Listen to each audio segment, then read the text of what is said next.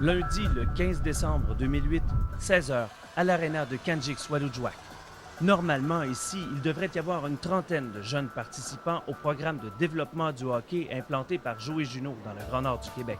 Mais l'aréna n'est pas encore utilisable en raison de travaux. Conséquence, les jeunes hockeyeurs s'entraînent en gymnase. Mais même sans patinoire, le programme fonctionne à plein régime.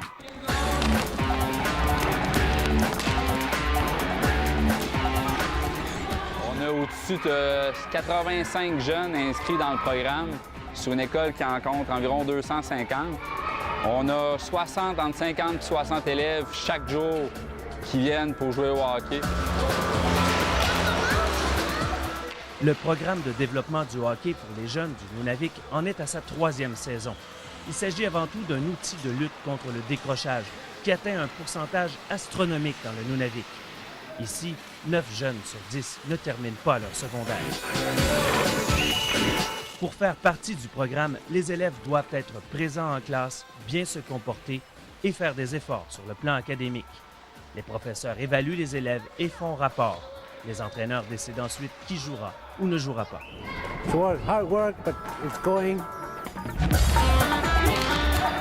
Actuellement, près de 700 jeunes sont inscrits au programme, une légère baisse par rapport à l'an dernier. Et s'il y a moins d'inscriptions, c'est peut-être parce que le programme n'est pas aussi efficace d'un village à l'autre, comme ici, à Kanjik-Swalujuak, où l'aréna est fonctionnelle, mais très peu fréquentée. En ce vendredi après-midi, il devrait y avoir une trentaine de joueurs sur la patinoire. Seulement 2 vont se présenter, et c'est souvent comme ça, selon l'entraîneur. No good. It's not working well because I got no kids. Dans quelques communautés, comme ici à Kanjik-Swalujuak, l'implantation du programme est plus difficile. Les entraîneurs changent continuellement et sont souvent en retard aux entraînements.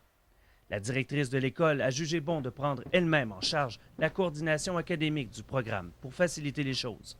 Selon elle, la difficulté, c'est d'avoir des personnes compétentes et intéressées. It's hard to find people available, interested, and make good coaches.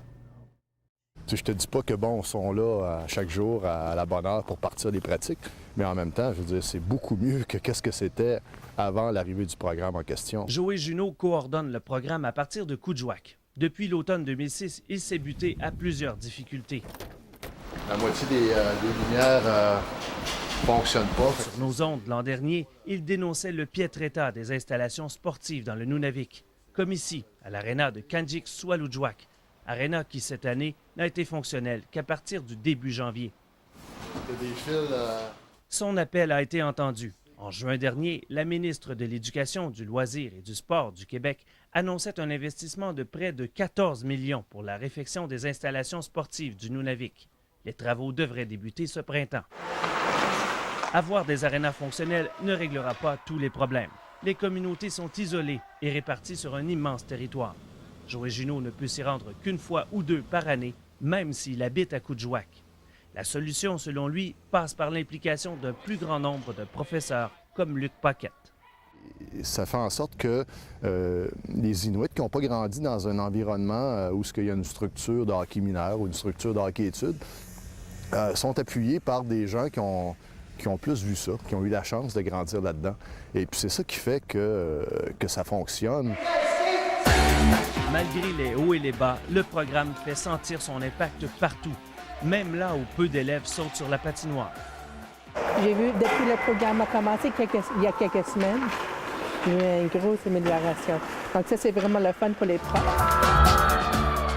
Patinoire ou pas, les jeunes Inuits adorent le hockey et c'est ce qui explique le succès de ce programme. Brian n'a pas été attentif en classe la semaine précédente, il ne peut donc pas pratiquer avec les autres et s'en mord les doigts. C'est plein. Prochaine étape de ce programme, trouver dans chaque village des professeurs passionnés, aussi passionnés pour la réussite que le sont les jeunes Inuits par le hockey.